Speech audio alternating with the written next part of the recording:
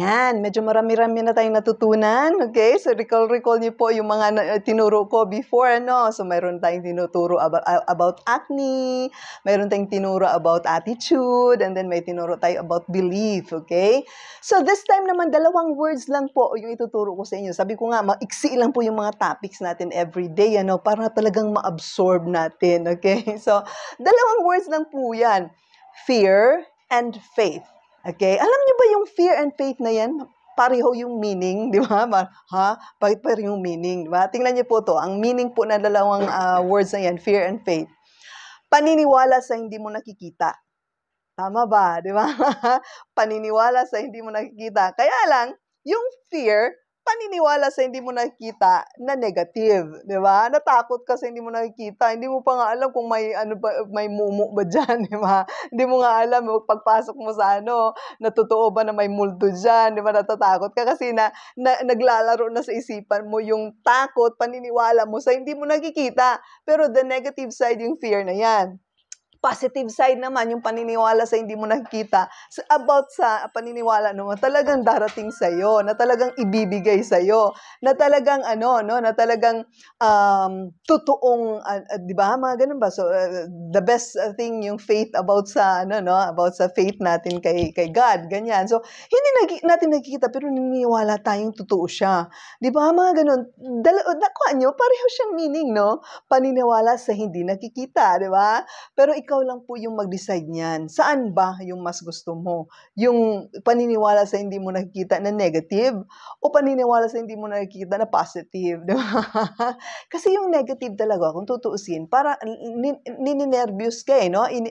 Magkakaroon ka ng anxiety, magkakaroon ka ng takot, ng kaba, 'di ba? Ng mga duda, ng mga lahat na 'yan.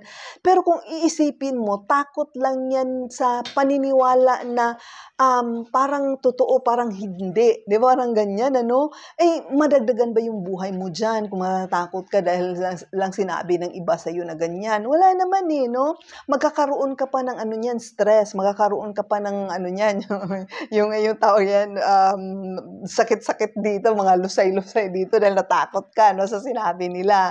'Di ba? So, it's our choice po kung saan ka ba maniniwala ka doon sa mga sinasabi nila na hindi naman totoo or dito ka sa mga na paniniwalaan mo yung mga bagay na makakatulong sa iyo, 'di ba? Kasi kung tutuusin po, kung dito ka po sa faith, ang daming maibigay sa iyo na kagandahan, kabutihan, Ang mangyayari niyan, hindi ka pa ma-stress, hindi ka pa magkakasakit, 'di ba? And at the same time talaga, alam niyo ba na talagang pag once na may faith ka po, may hope ka no? May hope ka and then gagaan po yung buhay mo. And then isa po 'yan talaga sa sekreto po ng ng mga yumayaman, May faith sila, may paniniwala sila sa hindi nila nakikita.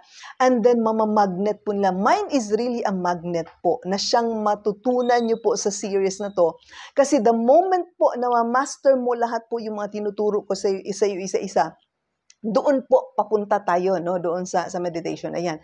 So dito po sa 2 words na yun, yung fear and faith po, ang advice ko po sa inyo, tanggalin niyo na po yung fear kasi wala talagang maidudulot na kabutihan po yan. Tinuturo lang sa iyo na matakot ka, binibigyan ka lang ng kinatatakutan na hindi naman mga totoo, 'di ba? Nagkakaroon ka lang ng anxiety, nagkakaroon ka lang ng ng sakit, ng stress sa hindi mo naman nakikita. Why not doon ka na lang mag-focus sa positive side? Anyway, pareho lang naman yung meaning niyan naniniwala ka sa hindi mo nakikita.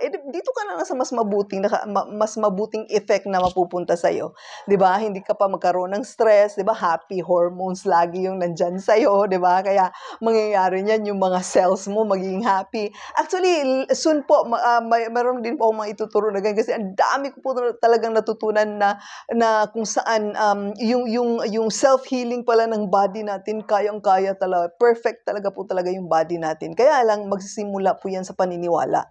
Okay? Kasi kung hindi mo po talaga paniniwalaan na ganun pala ka-powerful yung body natin, lalo na yung mind natin, lahat-lahat po yan, may mga functions po yan na nakakabuti sa katawan natin, wala po talagang mangyayari. Kasi hindi ka gagawa ng unang hakbang no? First step talaga is the hardest, no? Pero kung gagawin mo yung pag-step na yan, magiging easy na po yan later on. Kasi, di ba, ang bata, unang lakad niya, ang hirap-hirap. Pero the moment na matutunan niya paano maglakad, tatakbo pa yan, no? Ganun din po yung sa atin dito.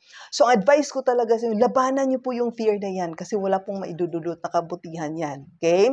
Choose faith. Kasi sa faith po na yan, mayroon pong mabuting mangyayari sa buhay mo. Okay? Mag-turn po yan. Di ba? Grabe, mag-turn po yan yung life mo talaga na yan. Believe me po, after po sa series na to, basta desidido ka lang po talaga na baguhin yung buhay mo. Iplano talaga natin lahat-lahat. Sundin mo talaga lahat yung mga tinuturo ko dito. 100% po talaga magbabago po yung buhay natin. Okay? So, thank you so much po. Hopefully, mayroon kayong natutunan na naman today. See you po tomorrow. Thank you so much.